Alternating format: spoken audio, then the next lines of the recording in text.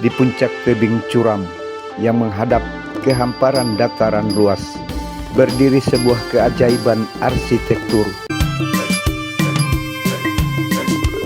Bukan sekadar bangunan batu, melainkan sebuah gerbang menuju masa lalu, sebuah mahakarya yang terukir di punggung gunung.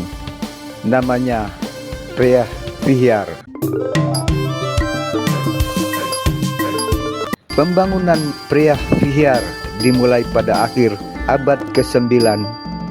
Tujuan utama candi ini adalah sebagai persembahan untuk Dewa Siwa, salah satu dewa utama dalam kepercayaan Hindu. Mengapa terjadi perang antara Thailand dan Kamboja? Video ini akan membedah masalah yang memicu perang antara Thailand dan Kamboja. Jika menurut Anda topik ini sangat penting, tekan tombol like dan bagikan ke teman Anda. Jangan lupa subscribe supaya tidak ketinggalan pembahasan berikutnya. Apakah perang Thailand dan Kamboja akan berakhir? Sampaikan pendapat Anda di kolom komentar.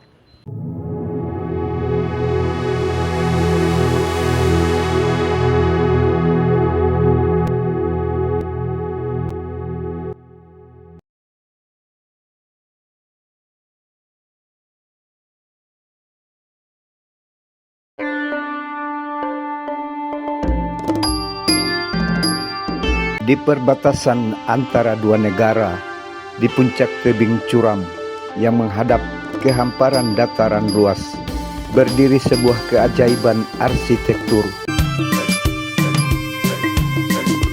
Bukan sekadar bangunan batu, melainkan sebuah gerbang menuju masa lalu, sebuah mahakarya yang terukir di punggung gunung. Namanya Preah Vihear. Lihatlah kemegahannya, dengarkan bisikan angin yang membawa cerita ribuan tahun. Preah Vihear bukan hanya candi, ia adalah simbol kebanggaan, pusat spiritual, dan ironisnya, titik nyala sengketa abadi yang tak kunjung padam.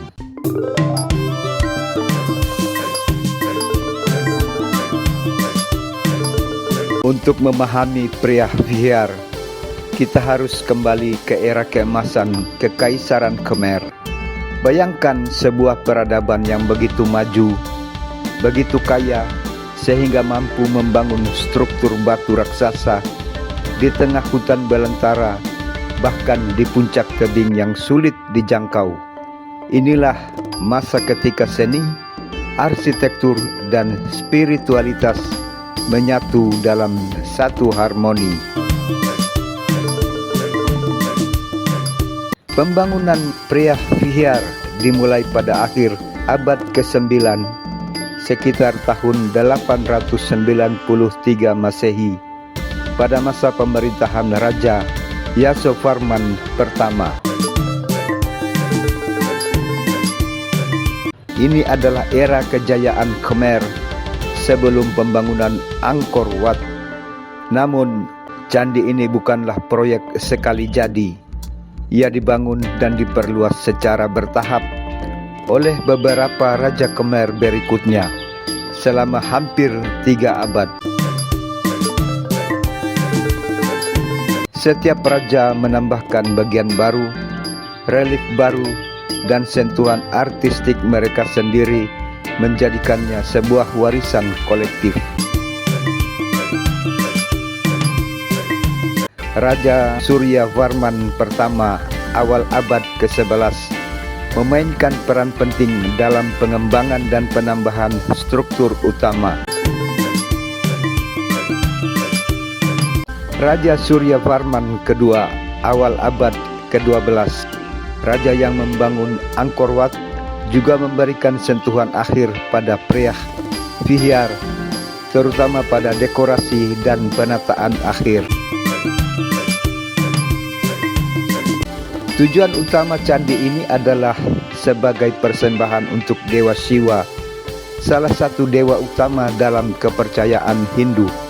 Ini adalah tempat ziarah, sebuah lingga gunung yang diyakini sebagai rumah para dewa, tempat di mana manusia lebih dekat dengan surga. Desainnya unik, serangkaian kuil yang terhubung oleh jalur panjang dan tangga curam mengarah ke atas gunung, seolah membimbing berziarah menuju puncak spiritual. Dari gopura atau gerbang pertama hingga prang atau menara suci utama, setiap langkah adalah bagian dari perjalanan sakral.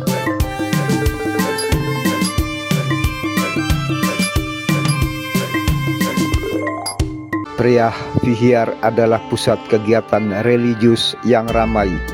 Para pendeta melakukan ritual, peziarah datang dari jauh, dan raja-raja mempersembahkan kurban. Ia adalah simbol kekuasaan spiritual dan politik kekaisaran Khmer. Namun kejayaan tidak abadi. Pada abad ke-15, kekaisaran Khmer mulai merosot. Angkor, ibu kota megah mereka, ditinggalkan. Priah Vihar seperti banyak candi lainnya perlahan-lahan ditelan oleh hutan.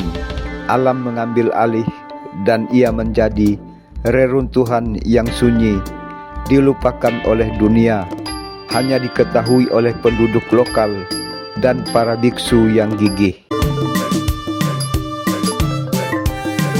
Berabad-abad kemudian, pada akhir abad ke-19, ketika penjelajah Eropa mulai menjelajahi Asia Tenggara, Priah Vihar ditemukan kembali. Kisah tentang keindahan yang tersembunyi di puncak gunung menyebar, menarik perhatian para arkeolog dan sejarawan. Namun, penemuan kembali ini membawa serta masalah baru. Siapa yang memiliki reruntuhan megah ini? Inilah titik di mana Priah Vihar berubah dari objek pemujaan spiritual menjadi titik api geopolitik.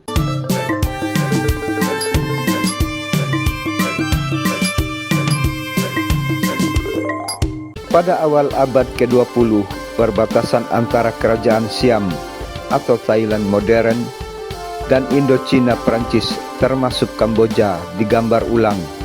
Prancis mengklaim Priah Vihar sebagai bagian dari Kamboja berdasarkan peta yang mereka buat. Thailand menolak, mengklaim bahwa secara geografis candi itu lebih mudah diakses dari sisi mereka. Ketegangan memuncak pada tahun 1962 ketika sengketa ini dibawa ke Mahkamah Internasional ICJ di Den Haag. Setelah perdebatan panjang, ICJ memutuskan bahwa Candi Priah Vihar secara kedaulatan adalah milik Kamboja. Putusan itu didasarkan pada peta kolonial Prancis yang menempatkan candi di sisi Kamboja. Kamboja merayakan kemenangan ini sebagai penegasan kedaulatan mereka. Namun bagi Thailand, putusan ini adalah pil pahit. Mereka tetap mengklaim bahwa sebagian besar wilayah di sekitar candi, terutama di area seluas 4,6 km persegi, di kakinya adalah milik mereka. Ketegangan kembali memanas pada tahun 2008 ketika Kamboja berhasil mendaftarkan Priah Vihar sebagai situs warisan dunia UNESCO. Langkah ini memicu kemarahan di Thailand yang merasa hak mereka diabaikan. Akhirnya, bentrokan bersenjata sering pecah di perbatasan, menewaskan banyak korban dari kedua belah pihak. Candi indah ini yang seharusnya menjadi simbol perdamaian malah menjadi medan perang.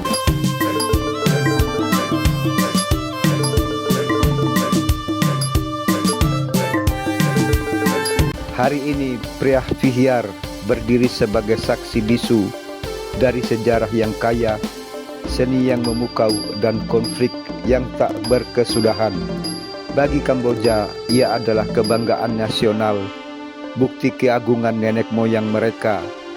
Bagi Thailand, ia adalah bagian dari warisan yang mereka yakini adalah hak mereka.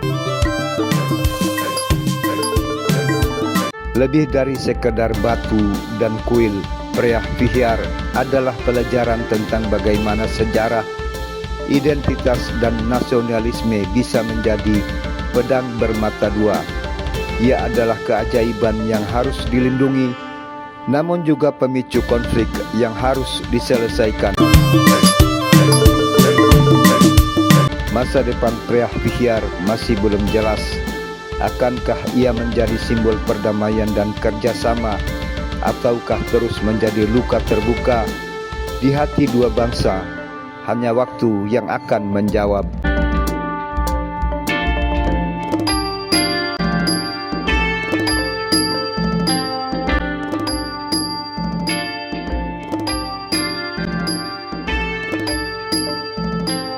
Terima kasih telah menonton video ini.